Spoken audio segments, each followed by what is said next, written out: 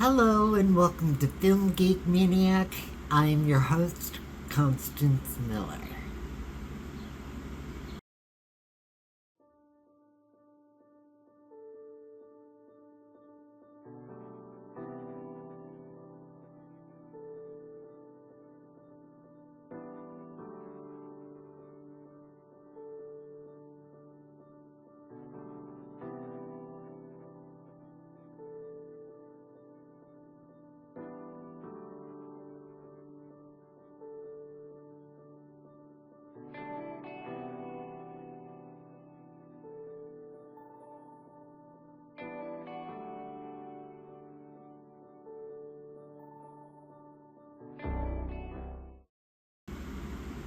Today I'm going to be discussing Masters of the Universe, the 2026 version. And, this isn't going to be a review per se. It's just going to be me talking about my opinions.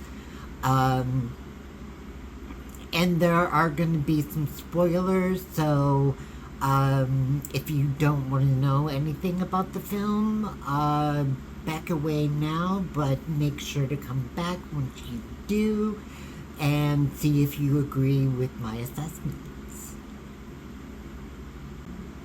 Masters of the Universe was an animated series in the 1980s.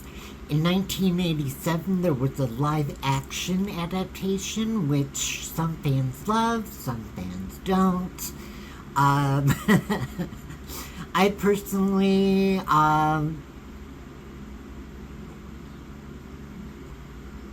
it has its moments. Let me just say that. But overall, if I had the chance to watch that or Salem's Lot, which is a movie that terrifies me, I'd go with Salem's Lot. It is now 2026, and Masters of the Universe has had a huge boom over the last couple of years. An animated series on Netflix, a toy line that has blown up, and which makes my geeky heart really happy. And so, yeah, a live-action movie had to be in the pipeline, and it was released this month actually. And so, let's talk about it.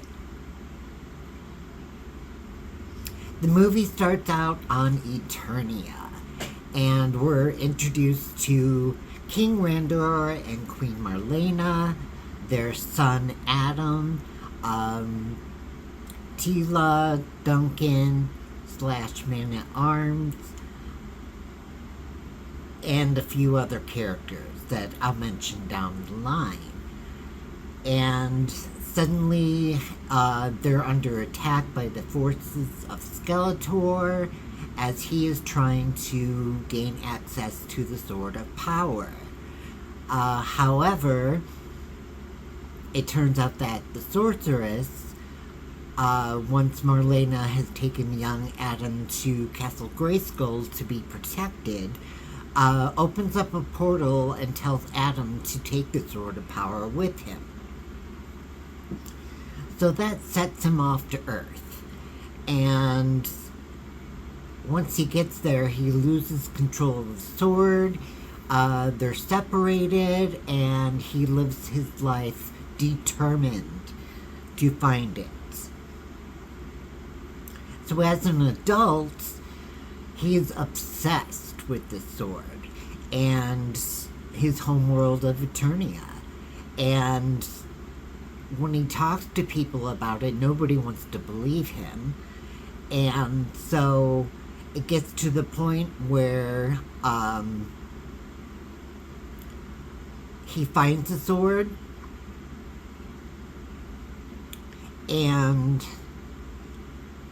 hold on, I gotta rack my brain a second.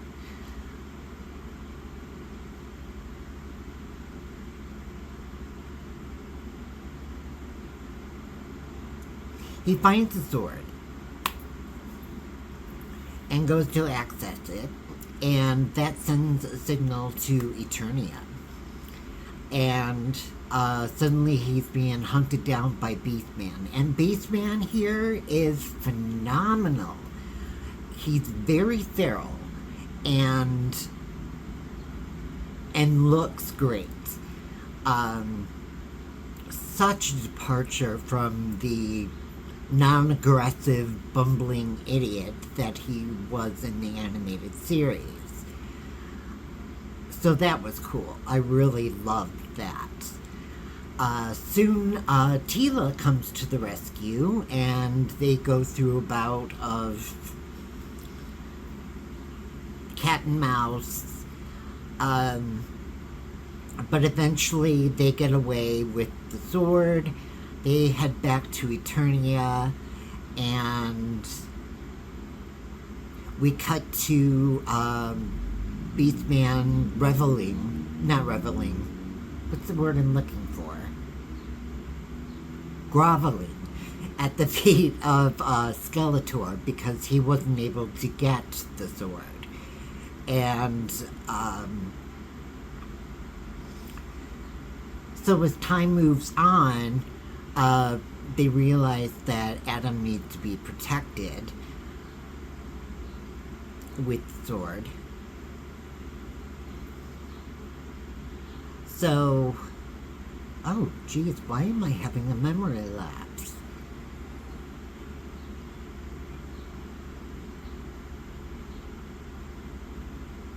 Well, anyways. It turns out that eventually Skeletor gets his hands on the sword. He tries using it. It doesn't work. Adam shows up with Tila. There's a battle. Adam gets the sword back. Skeletor destroys it. The magic of the sorceress puts the sword back together, and Adam kills Skeletor. And then all is happily ever after in Eternia. Yeah. So that's where we're at. So I just want to talk a little bit first about the special effects. The effects were really good for the most part. I wasn't really happy with how Skeletor's skull face moved. He looked menacing, and his eyes would glow whenever he was upset or powering up. And he was played fantastically by Jared Leto. And I was really scared about that casting news when I heard it, because it seemingly was that anything that Jared Leto touched recently has turned to shit. So that made me a little bit scared. But he's a phenomenal actor, don't get me wrong. And he did great in this movie. Like, I loved the nuances of his accent, how he spoke, and his laugh. The laugh has to be iconic, and it was for this film. Now I want to talk a little bit about Camila Mendes, who plays Tila. Tila was my favorite character, always has been, and this honestly is the best portrayal of Tila I have ever seen. And she's well-rounded, she's sassy, she's independent, she can fight, and look good. She's gorgeous. Never a damsel in distress. And I like that a lot. Idris Elba as Duncan / Man-at-Arms, frankly, to me, stole this movie. He put out a knockout performance, and I was just in awe. I've never really cared for the character, and he made me care about the character. So yeah, that was really good. I was very, very pleased with that. Alison Brie as Evelyn. Her look was amazing. She really didn't have a whole lot to do in this movie, and sometimes she was a little bit campy, and I did not like that. There were times where she was menacing, and that was nice. I think that should have been carried through her entire performance.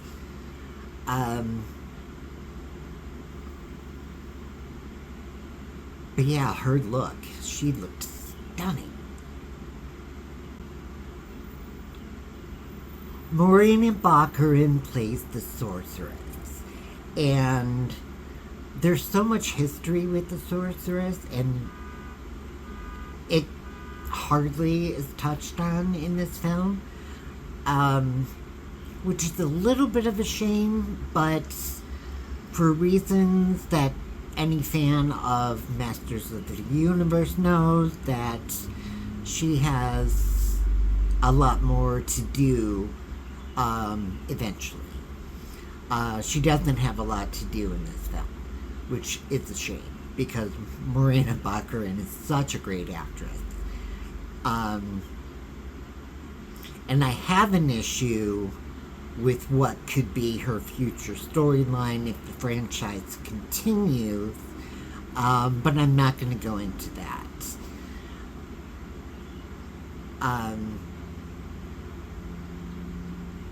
But yeah, she looked amazing. I wasn't tremendously fond of her outfit, but she's so beautiful that she can rock anything. Now we're going to get on to the star of the show, Nicholas Galitzine as Adam / He-Man. And considering that he's relatively new on the Hollywood scene, I was really sort of worried about this.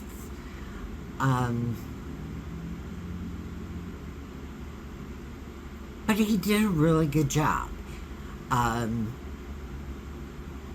Very nerdy, very hot,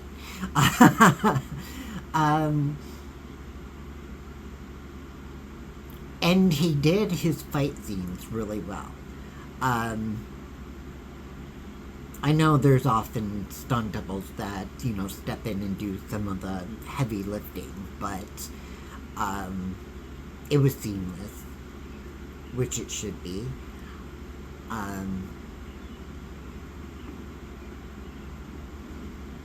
And I've heard complaints that there wasn't really a personality difference between Adam and He-Man. I don't have a problem with that. I think making He-Man a little bit more comedic, lighthearted, I should say, was a good choice. There was a lot more humor in this movie than I thought it was gonna have. In fact, I was just kind of like, oh, you need to start taking this a little bit more seriously at some points. I mean, I like it that they didn't take it too seriously. But there should have been the comedy could have been dialed back a little bit. The one thing that I think is it wasn't silly. Like some of the Marvel movies, the comedy was silly, and that was a big turnoff. So Masters of the Universe didn't go that far. It's just, I think it could have been a little bit more serious.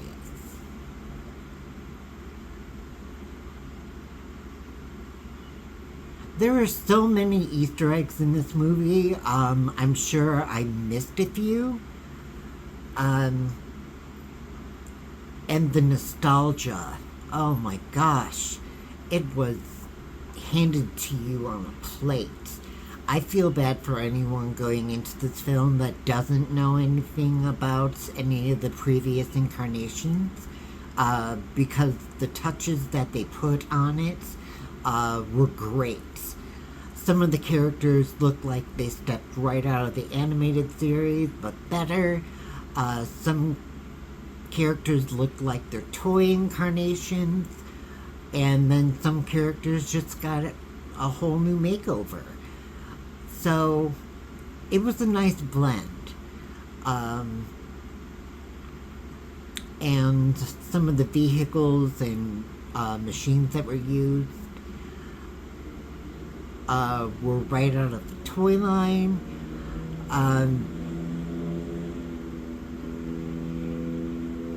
Yeah, I really loved that aspect of it.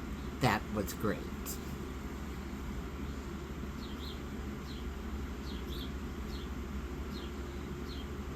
Now I'm just going to touch a little bit on the end credit sequences. There are 3 of them, and they're pretty epic.